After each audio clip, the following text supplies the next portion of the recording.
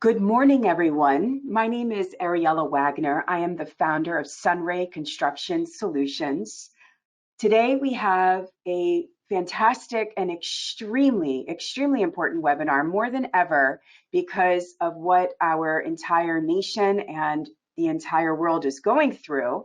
I recorded a lien, what happens next so I actually get paid.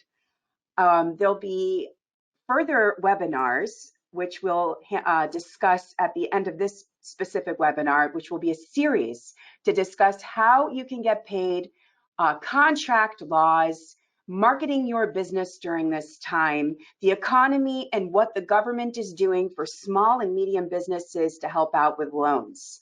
But today's extremely important webinar, I recorded a lien, what happens next so I actually get paid, is conducted by the fabulous Alex Barthet, who is a construction board certified attorney. And without further ado, I introduce Alex Barthet. Thanks, Ariella. Again, my name is Alex Barthet. I'm a board certified construction lawyer here in Florida.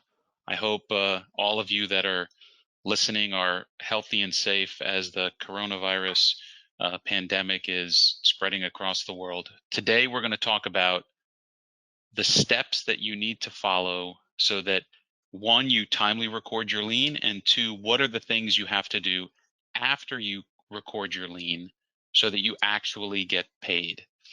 So let's get started.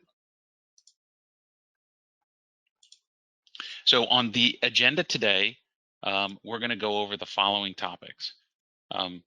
What is a lien and how does it work? It'll be quick, but we'll go over the basics. I still get questions from folks that don't understand exactly what a lien is. So we'll talk about that. We'll talk about what happens and, more importantly, what doesn't happen after you record your lien. I'll talk about some steps and best practices that you should undertake to get paid.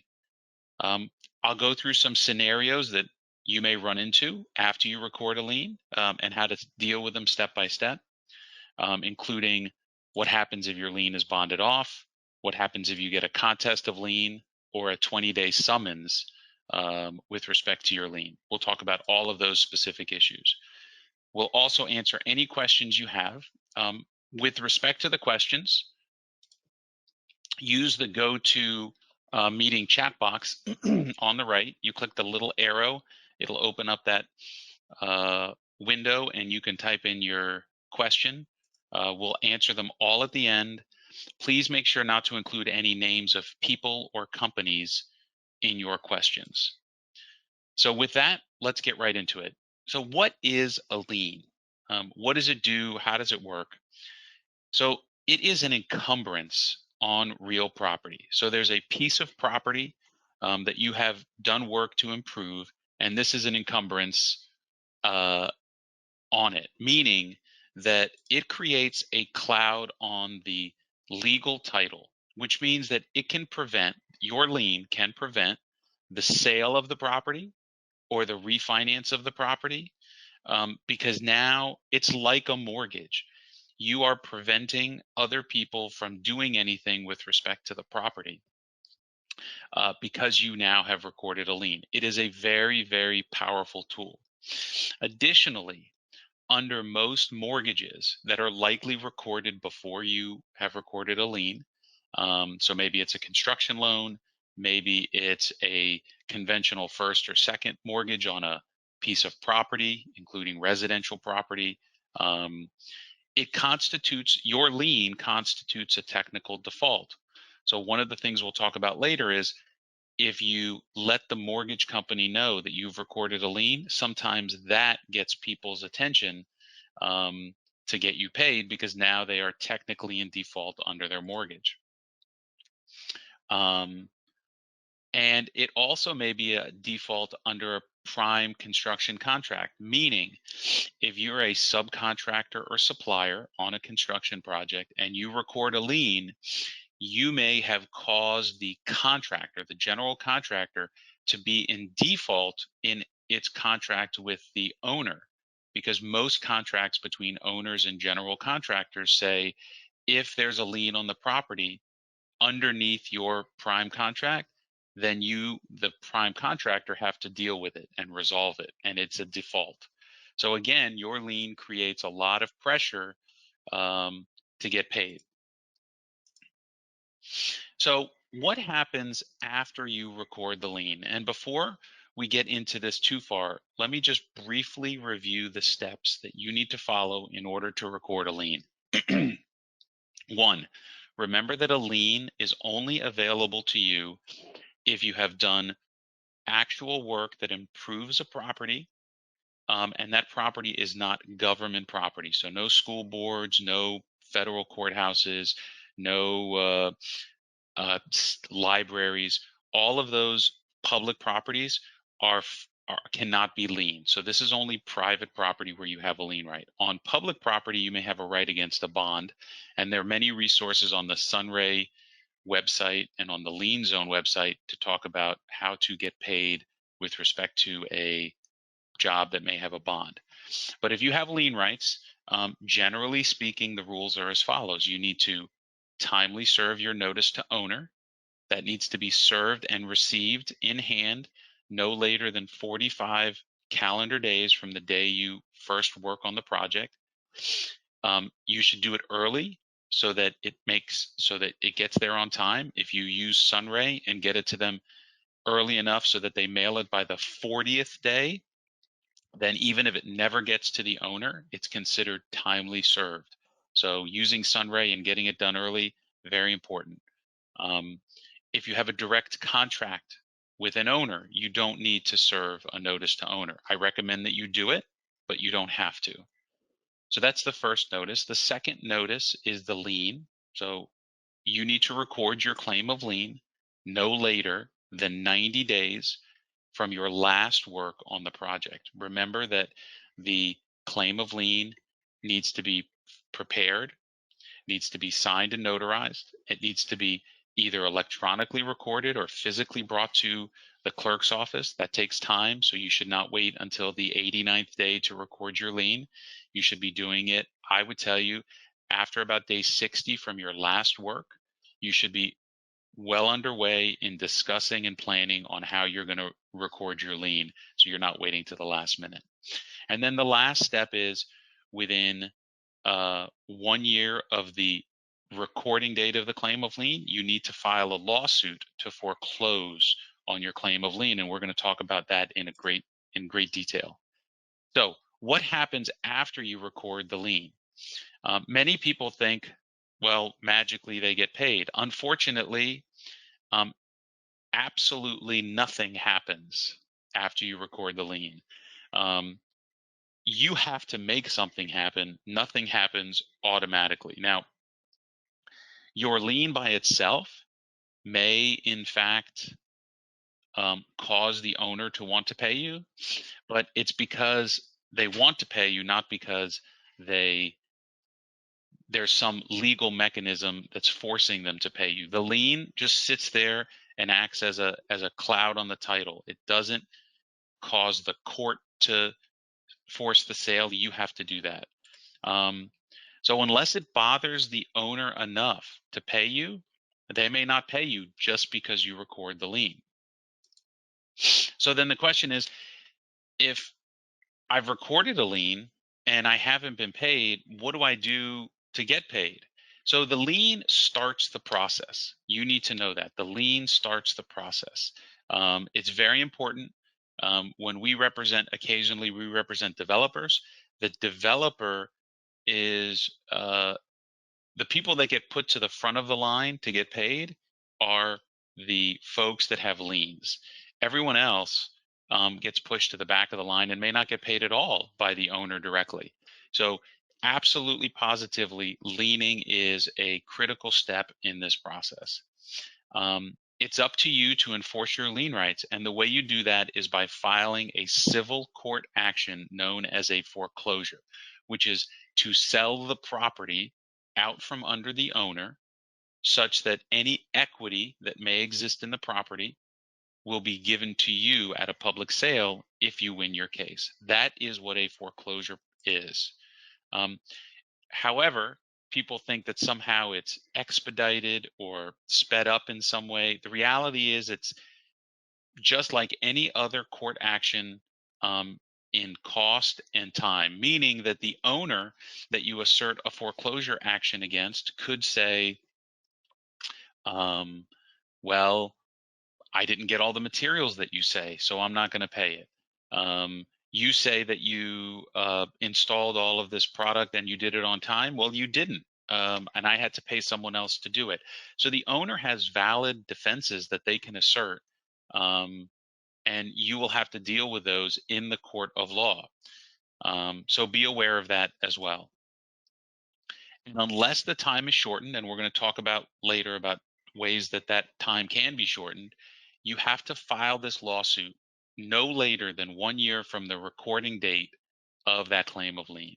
So when you record it, you'll see there's a little stamp up at the top or along the side. It'll tell you when it's recorded.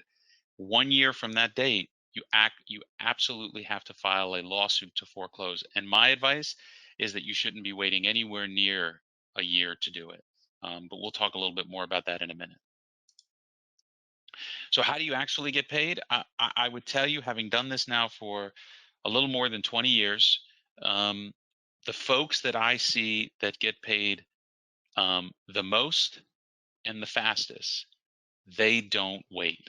They proceed swiftly when it comes to enforcing their lien rights, and they typically act in a time period that I would call the 60-60 rule. And let me tell you what that is. Within about 60 days from their last work on the property, they are already starting the process to record their lien. They are not waiting to the last minute. They are not falling for, give me another week. I have a meeting with an owner. No, I'm waiting for the bank to finance this. They are not waiting. They may make concessions early on, but when they get to day 60, they are well underway at proceeding with their lien rights. Let me interject one thing here that's very important for folks to know. The timeframes that I indicated, the 45-day notice, the 90-day lien, these are the outside dates that you have to follow. There is nothing that prevents you, with respect to a lien, from recording the lien on the third day after you finish work, or even, to the surprise of many folks, as you are working. If you are doing work and you're going to finish the job, either because you have a moral or contractual obligation to do so, but you want to create some more pressure, we will routinely record liens for clients as they are working on the job. So don't think you have to wait until it's over. You can do it now. And in light of the current economic climate, we have some clients that have indicated to us that while they're still working, they want to be first in line to get paid, so they want to lien now. So just know that you don't have to wait that long. Now, once you record your lien, our most successful clients are using the next 30 to 60 days on their own to hassle the customer and the owner for payment. They're doing it by mail. They're sending emails. They are making phone calls. They are on top of it like white on rice to try to get paid for the next month or two, using every trick in the book to try to get their money.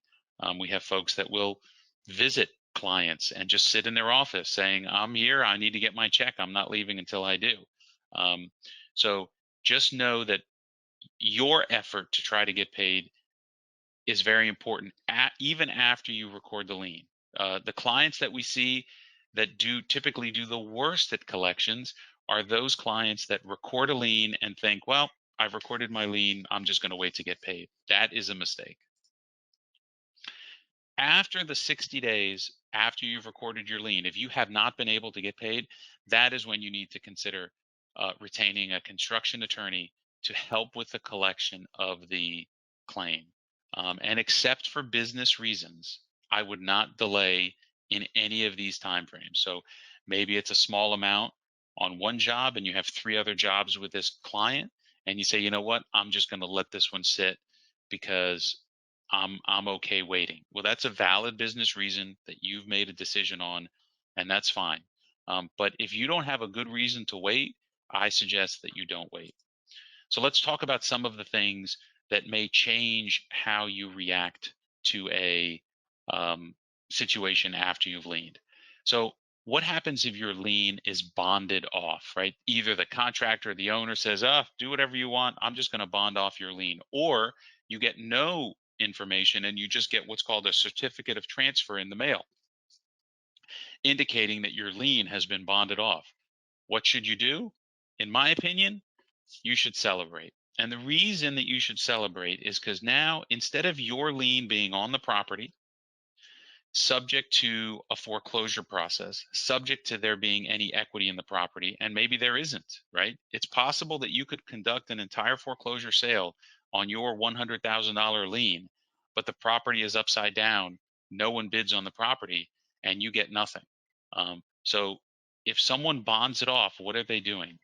They are going to take your lien and they're going to take money and they're going to set money aside, roughly speaking, about 150% of the lien amount. They're going to take that and they're going to set it aside and they are going to secure your lien with this money. It's either cash held by the clerk. So let's take a rough example. I have a $100,000 lien. The owner has decided to bond it off.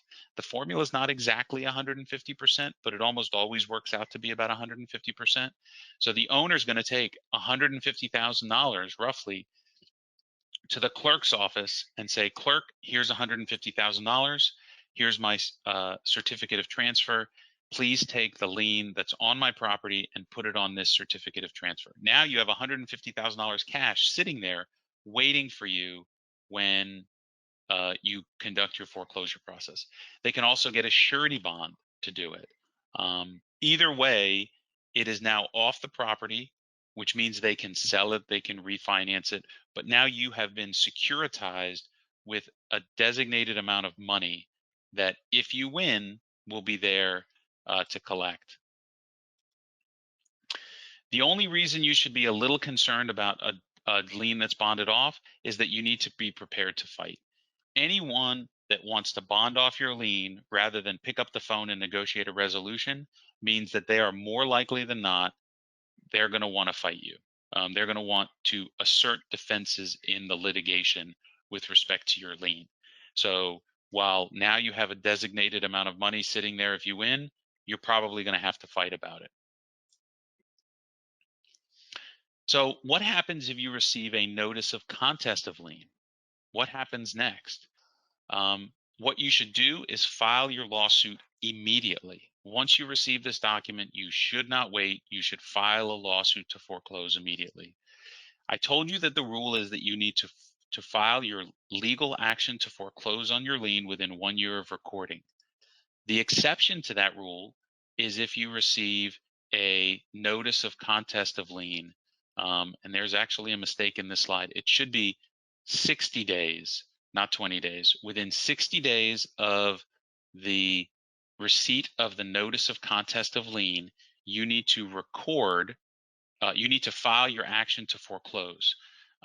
You're going to get this certificate of notice of contest of lien. You will receive it by certified mail at the address, at your address. And if you don't file your action to foreclose this lien by the 60th day, then automatically your lien will be extinguished. So if you receive a notice of contest of lien, it will be titled Notice of Contest of Lien. You'll get it via certified mail. You need to file your lawsuit to foreclose immediately. Because if you don't do it by the 60th day, you will lose your lien rights. Now, there are other ways for an owner or contractor to shorten that time even more in what's called a 20-day summons to show cause. So what should you do if you get one? Again, file your lawsuit immediately. This shortens the time even more. I apologize. This slide should say 20 days. So you will get a 20-day summons from the process server. So the 60-day notice you're going to get via certified mail. The 20-day summons is going to be served upon you like any other court paper via a process server or the sheriff, and they will physically hand this legal action to either you, if you happen to be an individual, or to your registered agent or an officer of your company if you're a business, and you need to file your lawsuit within 20 days of that date, because if you don't, you will lose your lien right on the 21st day. There is no exception to the 60-day rule or the 20-day rule. I couldn't find a lawyer. I was out of the country. Don't ask me what happens if, your office is closed because of the coronavirus. I don't have answers to those questions quite yet.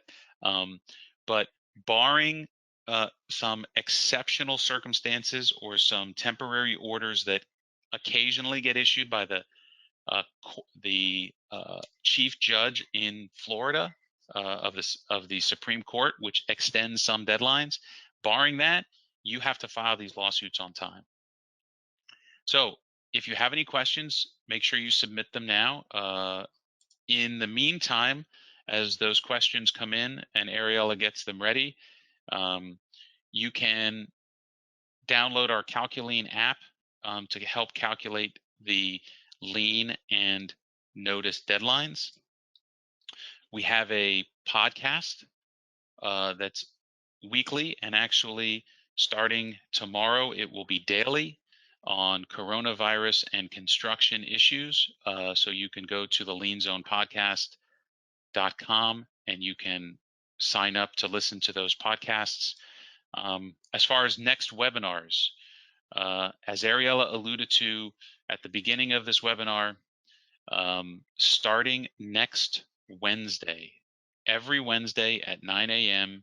for roughly half an hour, starting on March 25th, we will be hosting a weekly webinar on the latest issues impacting the construction industry because of the coronavirus. We will talk about marketing your business, getting loans, contract issues to be aware of, timely recording your lien and notices, job closures. As some of you may know, Disney just closed. Boston construction sites are closed. I am being told from some of our clients that many hospital construction sites are closing. The Royal Caribbean, new headquarters, multi-million-dollar building, stopped operation, all construction operations. New York City may go under a lockdown, thereby stopping all construction. We're going to talk about the things that are important to you every week to keep your business going, to give you news and information specifically focused on the construction industry. Additionally, we have our normal monthly webinars that will continue. The next one is on April 16th. It's called I Forgot to Send My Notice to Owner. What now? How do I get paid? We'll talk about ways to get paid even if you forgot to send your notice to owner. You can sign up for all of these webinars, and we will be sending an email to everyone on this webinar about the coronavirus weekly webinars, but you can sign up for all of these at sunraynotice.com/education. So with that, Ariella, do we have any questions? One person definitely to post the app address again. If we could give them that app address. Okay, we'll go back. And since everyone is listening now, right now, I see that there are people from throughout the United States on this webinar. Specific to your state, if you have any questions regarding your timeframes, please feel free to send me an email. We will, and I am seeing a lot of companies, clearly, there's nothing to be super alarmed with. This is going to be a very challenging period with cash flow.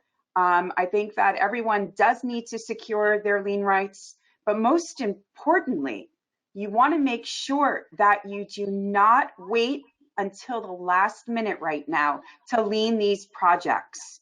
As Alex stated, there are counties right now who are doing everything they can to get set up online. There has not been any case law to say that, for example, we had a customer yesterday, they need to file a lien, and Alex had a situation where he had a client and it was a $250,000 lien, and went to the courthouse and they said, sorry, we are not recording liens. We're doing e-recordings. The e-recording queue is from some of these counties 7 days behind. So what does that mean? So hypothetically, if you have 90 days from the last day in the state of Florida to lien the property, you don't want to wait until the final hour. There isn't case law to say, hey, by the way, not a problem. You did your very best, and we'll have your lien recorded on day 95. I'm sure that the courts will be very, very lenient because of the coronavirus. But the big thing here I want everyone to be aware of is don't wait until the last minute. Yeah, you don't want to be that test case, right? You're going to spend a lot of extra time and money because everyone is feeling the pinch with this. So the developer or the contractor, the owner who's trying not to pay you, it's because maybe they haven't been paid or their bank didn't fund them. And Correct. now they have a potential legal avenue not to pay you because your lien was technically recorded on the 92nd, 94th day. So record your liens early, look at all of your collections, make a decision internally, what you're going to do and what to record. But I would be very careful about how you do that. Are there any other questions, Ariella? There are. There's a very important question. It says, I have several liens running from August, September of last year. I served a big contractor and they went out of business. My customer was the contractor. The houses I served or the homeowners I served were their customers. Do you want to see my case? Yes. So to the person who is requesting that information, please, you'll see Alex's email below, and he can certainly look at those liens for you and determine it's approximately $18,000. He'll definitely take a look at that for you. Yes, just send me an email directly. I'm happy to look to see what options you have. We can have a phone call at no cost to you, and I can give you whatever. I can tell you what options you may have moving forward. We have one more. Sorry. Go ahead, Ariella. Go ahead. Yeah, we have one more kind of question. Is there specific limits on scopes of work on a property that prevents contractor to file an NTO and claim of lien? Example, touch-ups, miscellaneous, etc. That has to do with very specific word, which is, Alex, my mind is, my brain Punch is list. Punch list. Thank you. Your punch list. So your punch list work is not your 90th day. That's not included. So you want to be very, very, very careful. Now, if they say we want you to install a new door, that's completely different. That wasn't a door. Go ahead, Alex. Yeah, no. Ariella is absolutely right. Your 90th day is the last day you do work that does not include punch list, does not include repair or warranty work. It does include change order work and base contract work. If you've already submitted a 100% payment application or a payment application for everything but retainage, that should be a red flag that, wait a second, I'm probably starting my 90 days already, right? Because now you're not billing for anything new. The act of merely passing the inspection does not count as the 90th day. So if I did work a week ago and then today the inspector shows up, and I'm just standing there and the inspector passes me, under the lien law, my last day of work is the day I did the work. It's not the day that the inspector passed my scope of work. Now, I'm not sure if it was just the reason that the way the question was asked, but if your only contract is to do repair work, meaning I hire a painter and they come in and under a contract to do work and all they're going to do is touch up and I'm going to pay them for that touch up, that is lienable because as to your scope, it is the contract scope. But if I was the original painter and I did all the painting and then I was asked to go back and touch up walls, that touch up doesn't count towards my 90 days. It's when I last did the actual painting that would have entitled me to be paid. I hope that answers the question. If anybody has any other questions, feel free to send either Ariella or me an email. We will be happy to answer them. And it doesn't have to be today. It could be at any point in the future. I hope all of you stay healthy and safe. I hope you join us next Wednesday for our weekly webinar. Have your questions ready. We're going to talk about the things that matter most to you. Is there anything else, Ariella, we need to cover? No, I think you did a sensational job. There was one more question, and I'll just answer that very quickly. Just to clarify, if I work directly with the homeowner, I don't need necessarily to file or send an NTO. That's 100% correct. If you have a direct, the word notice to owner, it's like a misnomer, because you think, oh, I need to send a notice to the owner, even if I'm a general contractor, the prime working for the owner. You are not required to send a notice to owner if you have a direct contract with the owner of the property. And for those who do not, there was another question. You have 40 days from first furnishing labor or material to send your notices to owner, not 45, and that needs to be received by the 45th day. But again, if anyone has any other questions, and like Alex said, we're doing weekly webinars because the data is going to constantly be changing over the next 30 days. So we want to make sure that our customers and clients and people in the construction industry are aware of the changes and their legal rights, as well as what they should be doing for their businesses to stay in business and have cash flow. So I wish, again, like Alex, for your families, please be safe. And I hope everyone has a wonderful rest of your day. Thank you so much, Alex. Thank you, Ariella.